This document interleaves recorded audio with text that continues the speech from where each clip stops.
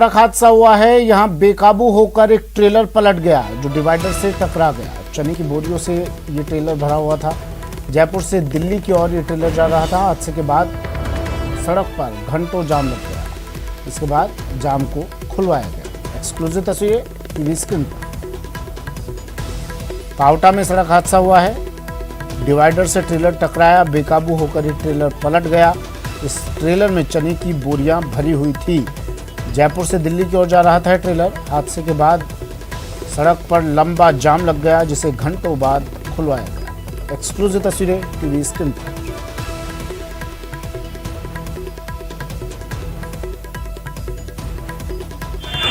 मेरे को थाने से सूचना मिली थी बस स्टैंड पावटा पे एक्सीडेंट हो गया तो मैं जवानों के मौके पर पूछा तो दोनों साइड से ट्रैफिक चालू था और ये ट्रक डिवाइडर के बीच में है। बाकी ट्रैफिक चालू है। किसी के घायल होने की सूचना थोड़ी है? घायल होने की सूचना नहीं मिली। किसी को थोड़ी सी लगी बताई तो देख लेते हैं।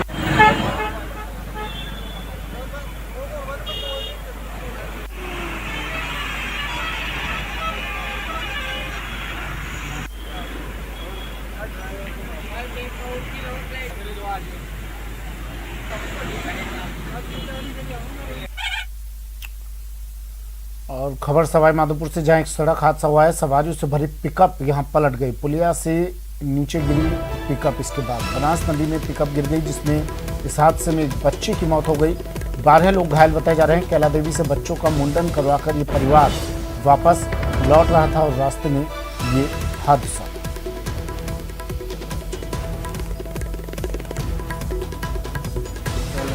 कानपुर से आ रहे थे तो यहाँ खंडार जो नदी है उसमें गाड़ी गिरी तो कई लोग। गिरिराज शर्मा मेरे सहयोगी सवाई माधोपुर से फोनलाइन पर जुड़ गए हैं। गिरिराज, किस तरह यह हादसा हुआ? एक बच्ची की मौत हुई है इस हादसे में, कई लोग घायल भी हुए हैं। घायलों की क्या स्थिति? ये सुमित, जो घायल हैं 1 दर्जन इस हादसे में घायल लोग हुए हैं और जिसमें से आधा दर्जन जो लोग घायल हैं उन्हें खंडार के सामान्य चिकित्सालय में भर्ती करवाया गया है। जो आधा दर्जन लोग बाकी जो अन्य गंभीर घायल हैं उनका सवाई माधोपुर जिला मुख्यालय के सामान्य चिकित्सालय में उपचार चल रहा है।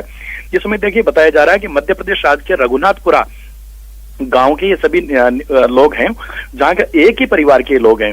एक ही परिवार के सभी जो सदस्य हैं ये करौली जिले के कैला देवी माता के यहाँ पर बच्चे के मुंडन संस्कार में शामिल होने के लिए गए थे और वापस जब लौट रहे थे तो खंडार तहसील क्षेत्र के जो बरनावदा है उसके रपट से अनियंत्रित हो गई ये पिकअप और जो बनास नदी में लगातार पानी बह रहा था उस बनास नदी में ये पिकअप जा गिरी, जिसमें आसपास की जो घटना से कोहराम मचा। ग्रामीण आसपास दौड़ करके आए और सभी लोगों को पानी से बाहर निकाला, लेकिन तब तक एक जो बच्ची थी, 2 वर्षीय बच्ची है मीनाक्षी महावर, उसकी मौके पर ही मौत हो गई और जो घायल हैं उनको खंडार के और सवाई माधोपुर के सामान्य चिकित्सालय में भर्ती करवाया गया है। एक दुखद हादसा है और बताया ये भी जा रहा है कि जो पिकअप है उसमें आवश्यकता से अधिक, क्षमता से अधिक सवारियां मौजूद थी। 21 तकरीबन लोग थे वो इस पिकअप गाड़ी में सवार थे। तो कुल मिलाकर के ओवरलोडिंग की समस्या भी थी और अनियंत्रित होकर के ये जो पिकअप गाड़ी है, सवारियों से भरी हुई पिकअप गाड़ी थी, या रपट से नीचे बनास नदी में जा गिरी, उसके कारण यह हादसा हुआ। जी सुमित। लेकिन गिरिराज, सवाल फिर ये भी उठता है, ओवरलोडिंग की वजह से अनियंत्रित हुई ये पिकअप और जिसकी वजह से ये हादसा हुआ। कैला देवी से परिवार लौट रहा था वापस। क्या रास्ते में कोई चेक पोस्ट, कोई पुलिस कर्मी, ट्रैफिक पुलिस, किसी ने इन्हें नहीं रोका? ये देखिए सुमित, जाहिर तौर पर एक बड़ा सवाल है।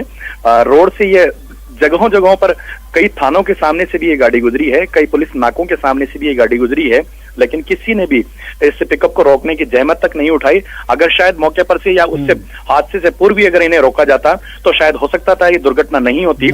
लेकिन ये जो जिम्मेदार जो लोग हैं कहीं न कहीं उनकी भी एक बड़ी चूक है। जी शुक्रिया गिरिराज तमाम जानकारी के लिए।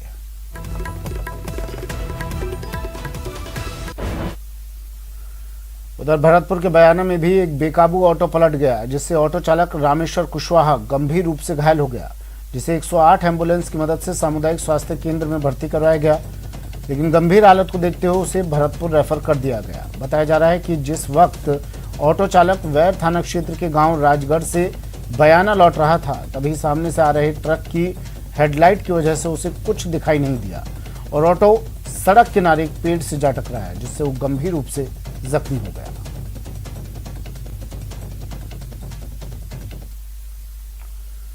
राजसमंद जिले के केलवाड़ा से कुंभलगढ़ दुर्ग सड़क के किनारे 15 दिन पहले बनी सुरक्षा दीवार सिर्फ 3 घंटे की बारिश में ढह गई।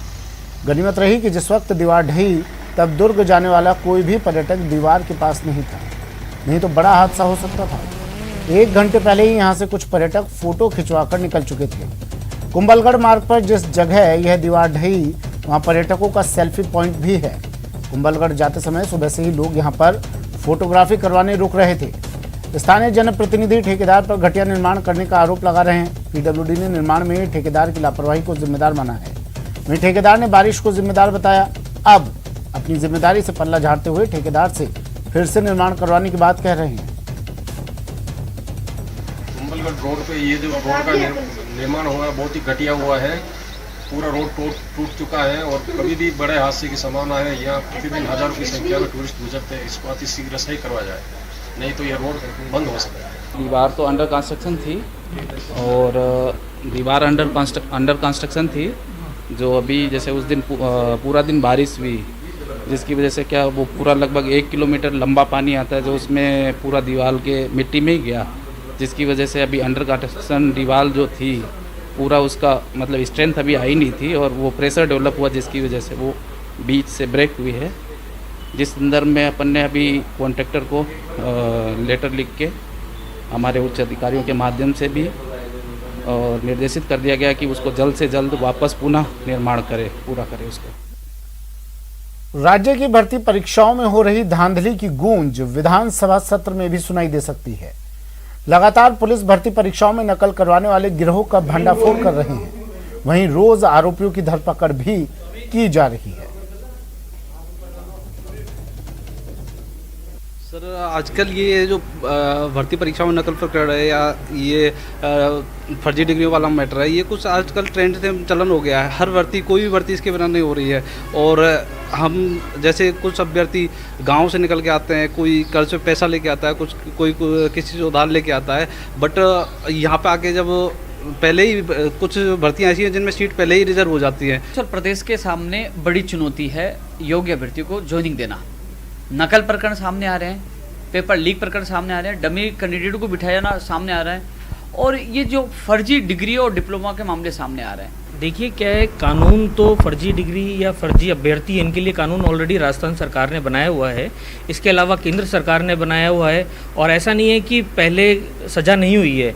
जिन्होंने इस तरीके के काम, गलत काम किए, फर्जी डिग्री से इन्होंने